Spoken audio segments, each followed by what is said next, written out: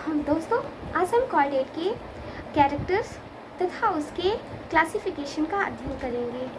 हम सभी जानते हैं कॉर्डेट 3 मेन कैरेक्टर्स शो करते हैं। कौन कौन से? पहला hollow nerve cord, a hollow nerve cord, दूसरा है लॉन्गिट्यूडनल नोटोकॉर्ड एंड तीसरा है अफेरेंजियल गिल स्लिट्स।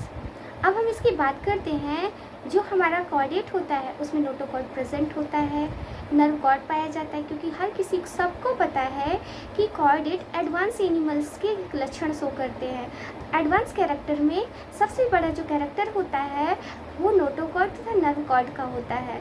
नर्व कॉर्ड का काम क्या होता है? ब्रेन्स, नर्व कॉर्ड जो होती है ब्रेन से रिलेटेड होती है। ये बॉडी में सेंसेशन को प्रोवाइड कराने का काम करती है। ठंडा, गर्म या हमें मच्छर काट रहा है, इन सभी सेंसेशन को क्या करता है? ये सेंसरी ऑर्गन को एक्टिव करने में रिस्पॉन्सिबल होता है, इसलिए ये एडवांस कैरेक्टर शो करता है। कॉर्डेट का एक एडवांस कैरेक्टर है। अब हम बात करते हैं कॉर्डेट के क्लासिफिकेशन की। तो कॉर्डेट की क्लासिफिकेशन जैसे कि मैं आप सभी को दिखाती भी जाऊंगी कौन कौन से। ये 3 कैरेक्टर कॉर्डेट के मेन 3 कैरेक्टर्स हैं। जिन एनिमल्स पर ये 3 एडवांस कैरेक्टर पाए जाते हैं वो एडवांस कॉर्डेट के अंतर्गत आते हैं। अब हम कॉर्डेट के आउटलाइन क्लासिफिकेशन की बात करेंगे। तो आउटलाइन क्लासिफिकेशन में हम क्या देखेंगे? सबसे पहले फाइलम कॉर्डेटा में हम देखते हैं। फाइलम कॉर्डेटा को 2 सब ग्रुप्स में डिवाइड किया गया है। कौन कौन सा? पहला नंबर है एक्रेनिएटा। 2 ग्रुप में डिवाइड किया गया है। पहला कौन सा है? एक्रेनिएटा। दूसरा कौन सा है? क्रेनिया। इसे क्रेनिएटा के नाम से भी जानते हैं। तो एक्रेनिएटा को हम दूसरे कौन से नाम से जानते हैं? प्रोटोकॉर्डेटा अथवा लोअर कॉर्डेटा। प्रोटोकॉर्डेटा का मतलब क्या होता है? प्रोटो का मतलब होता है प्राचीन। ऐसे कॉर्डेट्स जो प्राचीन काल में पाए जाते हैं या सबसे प्राचीन होते हैं उन्हें हम प्रोटोकॉर्डेटा कहते हैं। दूसरा आता है हमारा जो हायर कॉर्डेट है जिसे हम क्रेनिएटा बोलते हैं। क्रेनिएटा को हायर कॉर्डेट तथा यूरोकॉर्डेटा के नाम से भी जानते हैं, यूकॉर्डेटा के नाम से भी जानते हैं। अब हम बात करते हैं एक्रेनिएटा को। एक्रेनिएटा क्यों बोला जाता है? एक का मतलब होता है अब्सेंट, क्रेनिया का मतलब होता है स्कल या हेड से। तो यहाँ पर मीन्स जिन एनिमल्स में क्रेनियम या क्रेनियल कैविटी अब्सेंट होती है, स्कल अब्सेंट होता है, उन्हें हम एक्रेनिएटा एनिमल्स कहते हैं। इनके जो कैरेक्टर्स हैं वो ये मेन कैरेक्टर्स हैं: lack of head, skull, vertebral column, jaw and brain. इन एक्रेनिएट्स एनिमल में वर्टिब्रल कॉलम, जॉ, ब्रेन तथा हेड, स्कल क्या होते हैं? अब्सेंट होते हैं। अब बात करते हैं हम क्रेनिएटा की।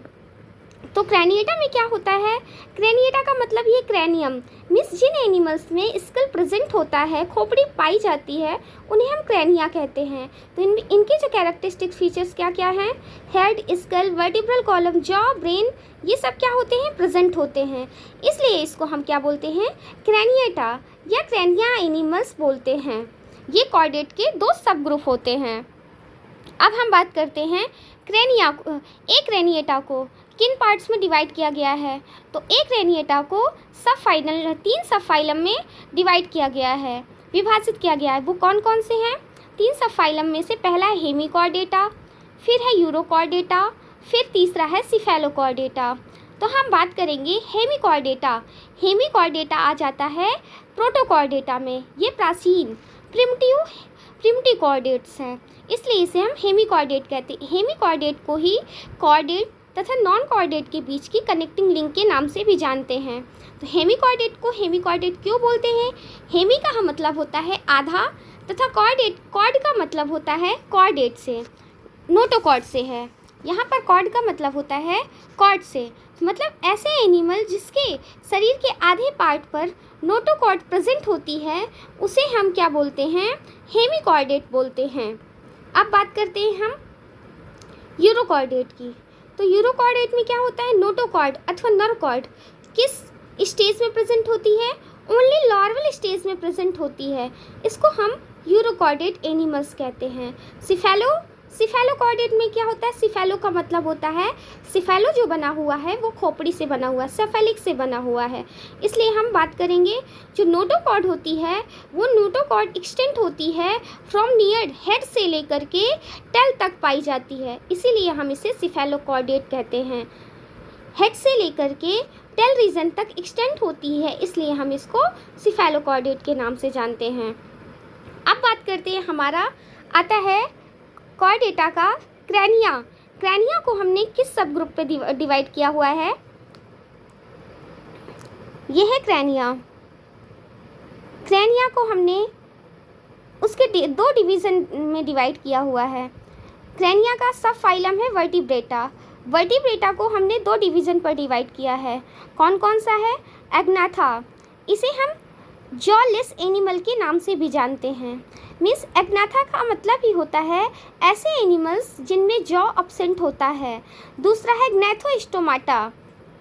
पहले हम एग्नाथा के कैरेक्टर्स की बात करेंगे। तो हमने देखा जो हमारा कॉर्डेट है उसको दो ग्रुप में डिवाइड किया गया है।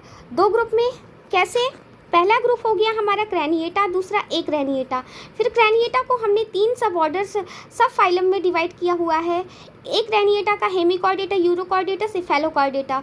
देन उसके बाद हमने क्रैनिएटा को हमने सब फाइलम वर्टिब्रेटा में डिवाइड किया है। वर्टिब्रेटा को हमने दो डिवीज़न पर विभाजित किया है। दो डिवीज़न कौन कौन सी हैं, एग्नेथा तथा दूसरा है ग्नैथोस्टोमाटा। एग्नेथा में क्या होता है, एग्नेथा का मतलब ही ए मीन्स एब्सेंट होता है, ग्नैथा मीन्स होता है जॉ। मीन्स ऐसे एनिमल्स जिनमें जॉ अब्सेंट होते हैं उनको हम एग्नेथा कहते हैं। इनमें पेयर्ड अपेंडेजेस अब्सेंट होते हैं। इनर ईयर, इसमें inner ear with to semi circular canals, इसके इनर ईयर पर दो सेमी सर्कुलर कैनाल्स पाई जाती है। Notochord persistent in adult, notochord present होती है एडल्ट स्टेज में। ग्नैथोस्टोमाटा, इस एनिमल को ट्रू जॉ एनिमल बोलते हैं। मीन्स इन एनिमल्स में क्या पाया जाता है, जॉ पाया जाता है, पूर्णतः विकसित जॉ पाया जाता है, जबड़े पाए जाते हैं। पेयर्ड अपेंडेजेस होते हैं। Inner ear with 3 semi circular canals, inner ear में 3 सेमी सर्कुलर कैनाल्स पाई जाती है।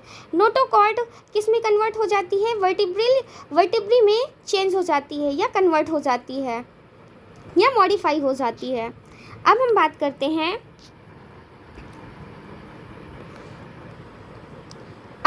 करते हैं ग्नैथोस्टोमाटा की। ग्नैथोस्टोमाटा को दो सुपर क्लास में डिवाइड किया गया है। सुपर क्लास कौन कौन सी हैं, पहली है पिसीज, दूसरी है टेट्रापोडा। पिसीज के कैरेक्टर्स क्या हैं, पिसीज में पेयर्ड लिम्स पाए जाते हैं, मीडियन फिन प्रेजेंट होते हैं, skin usually moist and scaly होती है। मॉइस्ट और स्केली होने का रीज़न ये होता है क्योंकि ये परमानेंट वाटर्स एक्वेटिक एनिमल्स होते हैं, इसलिए इनकी स्किन मॉइस्ट रहती है और स्केली रहती है। स्केल्स पाए जाने का रीज़न ये है ताकि पानी इनकी स्किन्स पे कहीं पर रुके ना और जल की धारा जिस टाइप से हो वो उसकी बॉडी से ईजिली क्या करे, कट करके निकल जाए। और पानी और जो स्केल्स होती हैं उनका एक यूज़ और होता है, ये वाटर फ्लो के, जब वाटर फ्लो अपोजिट डायरेक्शन पर होता है तो उस टाइम पर ये फिश को क्या करने में, तैरने में हेल्प करता है, इसलिए बॉडी में स्केल्स पाई जाती हैं। अब ये तो पता है ये एक्वेटिक एनिमल्स हैं, इसलिए एक्वेटिक एनिमल्स का जो रेस्पिरेशन होता है वो गिल्स के थ्रू होता है और इनके जो सेंस ऑर्गन होते हैं वो केवल वाटर में ही फंक्शनिंग होते हैं। अब हम बात करते हैं सुपर क्लास टेट्रापोडा।